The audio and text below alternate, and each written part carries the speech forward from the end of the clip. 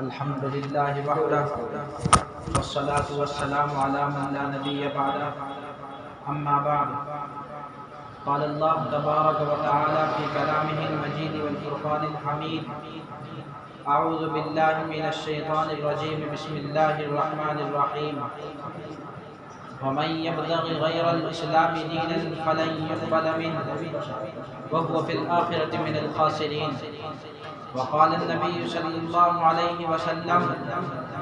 لا يؤمن أحدكم حتى أكون أحب إليه من والده وولده والناس أجمعين أو كما قال عليه الصلاة والسلام۔ یا رب یہ التجا ہے کرم تو اگر کرے، وہ بات دے زبان میں جو دل پر اثر کرے، بنیں گی باعث تخلیق نو بربادیاں میری، بنیں گی باعث تخلیق نو بربادیاں میری، مجھے آباد ہونا ہے مجھے برباد ہونے دو۔ ہم خود ہی تراشتے ہیں زمانے کے سنگ میل، ہم خود ہی تراشتے ہیں زمانے کے سنگ میل، ہم وہ نہیں جن کو زمانہ بنا گیا۔ محترم المکرم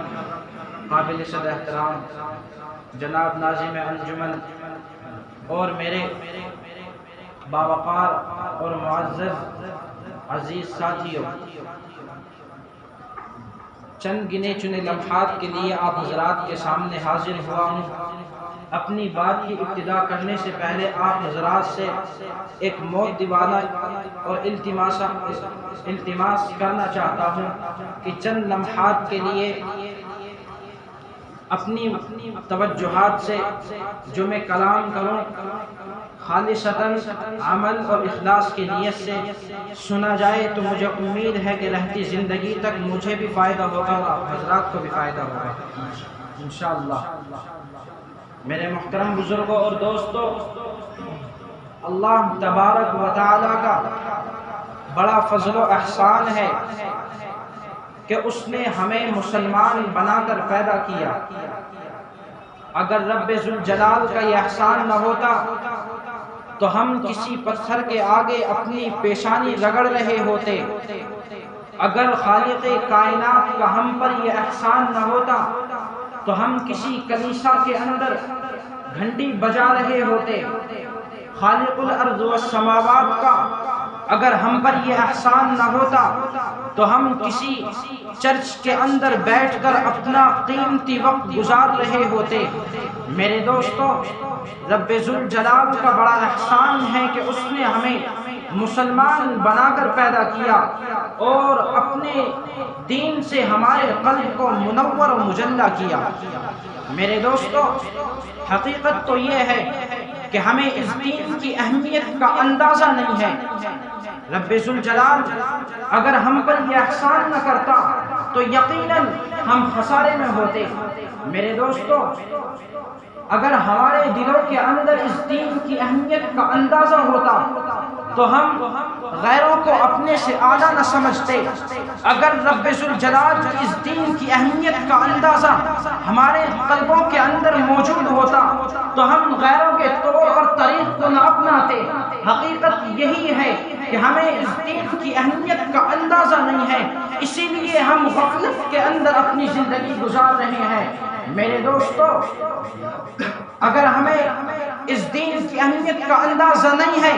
تو اس کی وجہ کیا ہے؟ وجہ واحد ہے، وجہ یہ ہے کہ نہ تو ہم نے اس دین کی خاطر اپنا مال خرچ کیا ہے، نہ تو ہم نے اس دین کی خاطر اپنا وقت خرچ کیا ہے، نہ تو ہم نے اس دین کی خاطر اپنی اولادوں کو یتیم کیا ہے، نہ تو ہم نے اس دین کی خاطر اپنی بیویوں کو بیوہ کیا ہے، نہ تو ہم نے اس دین کی خاطر اب ہم نے قربانیاں دی ہیں۔ حقیقت یہی ہے اور ہمیں تسلیم کرنی پڑے گی کہ ہمیں اس دین کی اہمیت کا اندازہ اس وجہ سے نہیں ہے، نہ تو ہم نے اس دین کے لیے قربانیاں دی ہیں، نہ اس دین کے لیے مشقتیں برداشت کی ہیں۔ میرے دوستوں، اگر ہمیں اس دین کی اہمیت کا اندازہ کرنا ہے، اگر ہمیں اس دین کی اہمیت اور قدردانی کو پہچاننا ہے تو ہمیں 1400 سال کی تاریخ کو کھنگال کر دیکھنا ہوگا۔ ہمیں 1400 سال کی تاریخ کے اوراق کو دوبارہ سے پلٹ کر نظر ثانی یہ دین کتنی اہمیت کا حامل ہے، ہونا تو یہ چاہیے تھا کہ اس دین کی خاطر ہمیں ستایا جاتا، جس طرح محمد رسول اللہ کو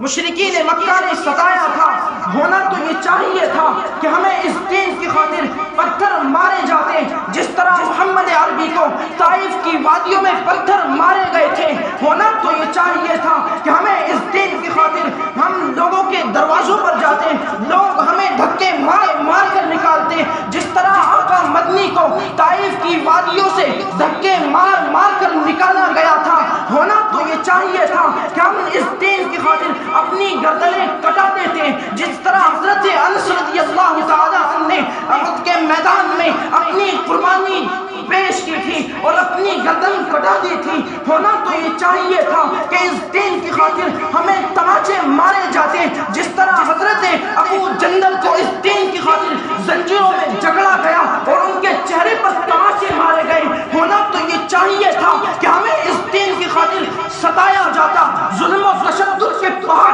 توڑے جاتے، جس طرح حضرت بلال حبشی رضی اللہ تعالیٰ عنہ پر ظلم و تشدد کے پہاڑ توڑے گئے تھے۔ حضرت بلال حبشی کو زنجیروں میں جکڑا گیا تھا، ان کو ستایا گیا تھا۔ ہونا تو یہ چاہیے تھا کہ اس دین کی خاطر ہمیں قتل کیا جاتا، جس طرح ماضی کے اندر ہمارے اکابرین کو اس دین کی بقا کے لیے قتل کیا گیا تھا۔ ہونا تو یہ چاہیے تھا کہ اس دین کی خاطر ہمارے جسموں پر کوڑے برسائے جاتے، جس طرح ماضی کے اندر امام احمد بن حنبل پر کوڑے برسائے گئے تھے۔ ہونا تو یہ چاہیے تھا کہ اس دین کی خاطر ہمیں قید خانوں میں ڈال دیا جاتا، ہمیں ہماری آرام گاہوں سے نکال کر ہمیں جیلوں میں ٹھوس دیا جاتا، جس طرح امام ابو حنیفہ کو ان کی مسند سے اٹھا کر جیلوں میں ٹھوس دیا گیا تھا، یہاں تک کہ امام ابو حنیفہ کا جنازہ جیل کے قید خانے سے اٹھا تھا۔ میرے دوستو، ہمیں تسلیم کرنا پڑے گا، یہ دین ہمیں آسانی سے مل گیا، اس لیے ہمیں اس دین کی اہمیت کا اور قدردانی کا اندازہ نہیں ہے۔ اور مثال مشہور ہے کہ جو چیز انسان کو آسانی اور بغیر محنت و مشقت کے مل جاتی ہے، انسان اس کی قدر نہیں کرتا۔ یہی وجہ ہے کہ یہ دین ہماری آرام گاہوں تک ہمارے اکابرین نے ہمیں پہنچا دیا اور ہم نے اس دین کو ہلکا سمجھ لیا۔ ہم نے سوچا کہ ہم صرف اونچی اونچی پگڑیاں باندھ کر اپنی آرام گاہوں کے اندر آرام کرتے رہیں اور لوگ ہمارے پاس آئے کہ ہمیں دین سکھا دیجئے۔ نہیں، ایسا نہیں ہو سکتا۔ اگر ہمیں اس دین کی تبلیغ کرنی ہے تو ہمیں پتھر بھی کھانے پڑیں گے۔ اگر ہمیں اس دین کی تبلیغ کرنی ہے اور حقیقت کو بیان کرنا ہے تو ہمیں اس دین کی خاطر قربانیاں پیش کرنی پڑیں گی۔ یہ ماننا پڑے گا اور ہمیں تسلیم کرنا پڑے گا۔ میرے دوستو، اگر ہمیں اس دین کی اہمیت کو جاننا ہے تو 1400 سال کی تاریخ اٹھا کر دیکھتے ہیں اور قرآن سے پوچھتے ہیں، قرآن بتا یہ دین کس کا ہے؟ تو رب ذوالجلال قرآن کریم کے اندر ارشاد فرماتا ہے، ان الدین عند اللہ الاسلام، یقیناً اللہ تبارک و تعالیٰ کے نزدیک جو دین ہے وہ صرف اور صرف اسلام ہے، اسلام کے علاوہ کوئی دین نہیں ہو سکتا۔ دوسری جگہ اللہ تبارک و تعالیٰ قرآن کریم کے اندر ارشاد فرماتا ہے، وَمَن يَبْتَغِ غَيْرَ الْإِسْلَامِ دِينًا فَلَن يُقْبَلَ مِنْهُ، اگر کوئی شخص دین اسلام کے علاوہ کوئی دین لے کر آئے گا تو وہ قابل قبول نہیں کیا جائے گا۔ میرے دوستو، یہ دین کس کا دین ہے؟ یہ دین اللہ تبارک و تعالیٰ کا دین ہے، یہ دین رب ذوالجلال کا دین ہے۔ یہ قوانین کس کے دین ہیں؟ یہ ہندوستان کے قوانین نہیں ہیں، یہ کسی جمعیت کے قوانین نہیں ہیں، بلکہ جس نے ان تمام عالموں کو بنایا، جو تمام عالموں کا رب ہے، جو تمام عالموں کو پالنے والا اور پالنہار ہے، یہ اس رب ذوالجلال کا قوانین ہے۔ میرے دوستو، اس دین کو اللہ تبارک و تعالیٰ نے حضرت جبرائیل علیہ السلام کے ذریعے آسمانوں سے محمد عربی صلی اللہ علیہ وسلم کے قلب اطہر پر منتقل کیا۔ محمد رسول اللہ اس دین کے پیغام کو لے کر مشرکین مکہ کے پاس جاتے ہیں، کبھی ابو لہب کے پاس جاتے جاتے ہیں، کبھی ابو جہل کے پاس جاتے ہیں، کبھی حضرت حمزہ کے پاس جاتے ہیں، لیکن انہوں نے کیا کیا؟ محمد الرسول اللہ کو ستایا، محمد الرسول اللہ پر ظلم و تشدد کے پہاڑ توڑے گئے، محمد الرسول اللہ کو اس دین کی خاطر مجنو کہا گیا، محمد الرسول اللہ کو اس دین کی خاطر شاعر زدہ کہا گیا، محمد الرسول اللہ کو اس دین کی خاطر گالیاں دی گئی، محمد الرسول اللہ کے چہرے انور پر تماچے مارے گئے، وہ چہرہ جس کو دیکھ کر فرش بھی ناز کرتا تھا، اس چہرے مبارک پر ظالمین نے تماچے مارے۔ میرے دوستوں، محمد الرسول اللہ اس دین کے پیغام کو لے کر سب سے پہلے صفا پہاڑی پر جاتے ہیں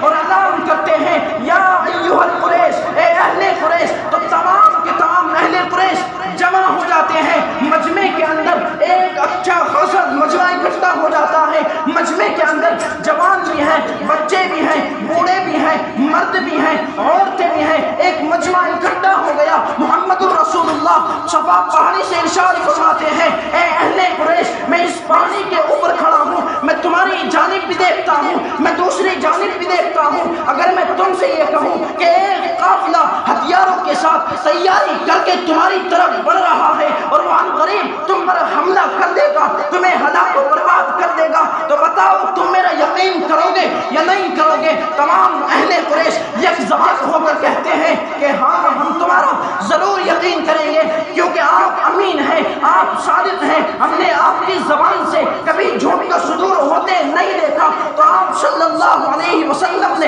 ارشاد فرمایا، تو میں تمہیں ایسے ایک عذاب سے ڈراتا ہوں جو قریب تمہیں ہلاک و برباد کر دے گا، میں تمہیں آخرت کے عذاب سے ڈراتا ہوں، میں تمہیں ایک مالک حقیقی کے سامنے جھکنے کی دعوت دیتا ہوں۔ اسی مجمع کے اندر محمد عربی کا حقیقی چچا ابو لہب بھی موجود تھا۔ ابو لہب نے کہا، تبا لک یا محمد، اے محمد تو ہلاک و برباد ہو، تو برباد ہو۔ میرے دوستوں، اس دین کی خاطر محمد الرسول اللہ صلی اللہ علیہ وسلم نے ابو لہب کی اس بدکلامی کا بھی سامنا کیا۔ بتاؤ میرے دوستوں، غور و فکر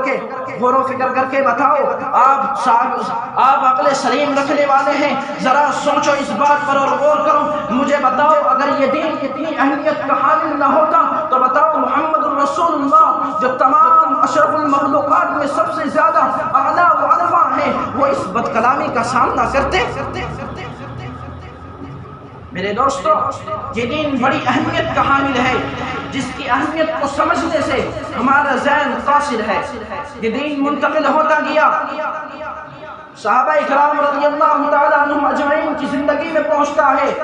حضرت انس رضی اللہ تعالیٰ عنہ کی زندگی میں پہنچتا ہے۔ حضرت انس رضی اللہ تعالیٰ عنہ نے اس دین کی اہمیت کو جب پرکھا تو احد کے میدان میں جاتے ہیں، اور جب احد کے میدان کے اندر مسلمان دشمنوں کے نرغے کے اندر آ جاتے ہیں اور مسلمان شکست کے عن قریب ہوتے ہیں، تو حضرت انس رضی اللہ تعالیٰ عنہ حضرت معاذ سے کہتے ہیں، اے معاذ کدھر جا رہے ہو؟ خدا کی قسم شان جنت کی خوشبو احد کے پہاڑ سے آ رہی ہے، اور یہ کہہ کر دشمن